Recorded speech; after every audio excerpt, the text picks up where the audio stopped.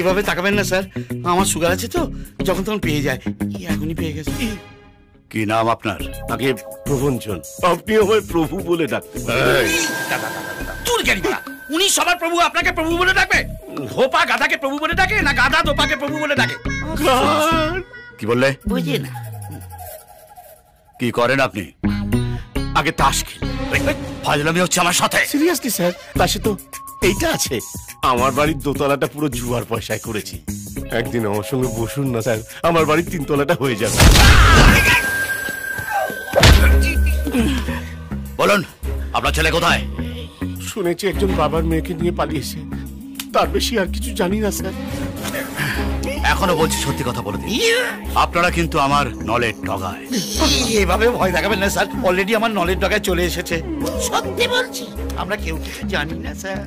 এই যে বলছি, দাদা বলছিলাম ওই মন্ত্রীর বাড়িতে যাওয়ার আছে, ওনার নাতনির অন্নপ্রাশন। গাড়ি বের কর। আচ্ছা দাদা।